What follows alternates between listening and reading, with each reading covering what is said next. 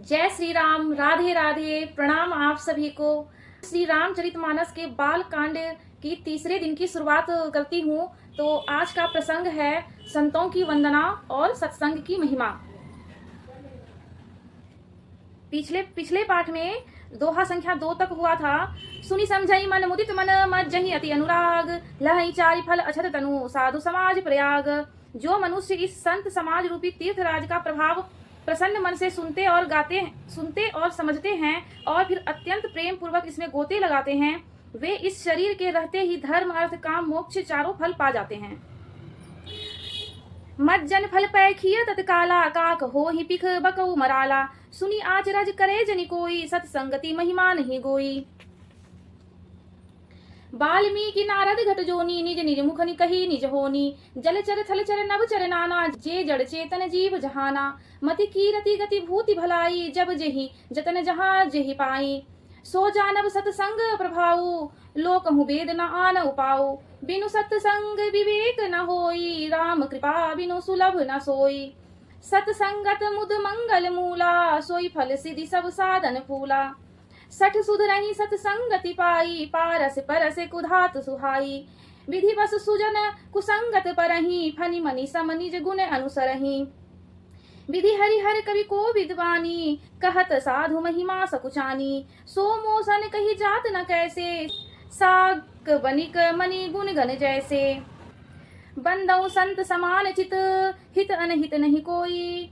अंजलि गत शुभ सुमन जिमि, सम सुगंध कर दोई। संत सरल चित जगत हित, जानी सुभाऊ सनेहु। बाल विनय सुनी करी कृपा, राम चरण रति देहु। जो मनुष्य इस संत समाज रूपी तीर्थराज का प्रभाव प्रसन्न मन से सुनते और समझते हैं और फिर अत्यंत प्रेम पूर्वक इसमें गोते लगाते हैं, वे इस शरीर के रहते ही धर्म अर्थ काम मोक्ष चारों फल पा जाते हैं। इस तीर्थराज में स्नान का फल तत्काल ऐसा देखने में आता है कि कौवे कोयल बन जाते हैं और बगुले हंस। यह सुनकर कोई आश्चर्य ना करें, क्योंकि सत्संग की महिमा छिपी नहीं है।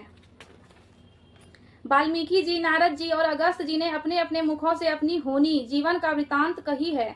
जल में रहने वाले, जमीन पर चलने वाले और आकाश में विचरण करने वाले नाना प्रकार के जड़ चेतन जितने जीव इस जगत में हैं, उनमें से जिसने जिस समय जहाँ कहीं भी जिस किसी यत्न से, बुद्धि से, कीर्ति से सद्गति, विभूति, ऐश्वर्य और भलाई पाई है, सो सब सत्संग का ही प्रभाव समझना चाहिए। वेदों में और लोक में इनकी प्राप्ति का दूसरा कोई उपाय नहीं है। सत्संग के बिना विवेक नहीं होता और श्री राम जी की कृपा के बिना सत्संग सहज में मिलता नहीं। सत्संगति आनंद और कल्याण की जड़ है। सत्संग की सिद्धि प्राप्ति ही फल है और सब साधन तो फूल हैं। दुष्ट भी सत्संगति पाकर सुधर जाते हैं। जैसे पारस के स्पर्श से लोहा सुहावना हो जाता है, सुंदर सोना बन जाता है, किंतु देव योग से यदि कभी सज्जन कुसंगति में पड़ जाते हैं तो वे वहां भी सांप की मणि के समान अपने गुणों का ही अनुसरण करते हैं। ब्रह्मा, विष्णु, शिव, कवि और पंडितों की वाणी भी संत महिमा का वर्णन करने में सकुचाती है। वह मुझसे किस प्रकार नहीं कही जाती, जैसे साग तरकारी बेचने वाले से मनियों के गुण समूह नहीं कहे जा सकते। मैं संतों को प्रणाम करता हूँ, जिनके चित्त में समता है, जिनका ना कोई मित्र है ना शत्रु। जैसे अंजलि में रखे हुए सुंदर फूल दोनों ही हाथों को समान रूप से सुगंधित करते हैं। संत सरल हृदय और जगत के हितकारी होते हैं। उनके ऐसे स्वभाव और स्नेह को जानकर मैं विनय करता हूँ। मेरी इस बाल विनय को सुनकर कृपा करके श्री राम जी के चरणों में मुझे प्रीति दें। धन्यवाद। आप सभी को यदि ये पाठ पसंद आए, मन को भाए, तो अपने परिवार के साथ साझा करिएगा और श्वेता की संस्कृति को सपोर्ट करिएगा। जय श्री राम। प्रणाम।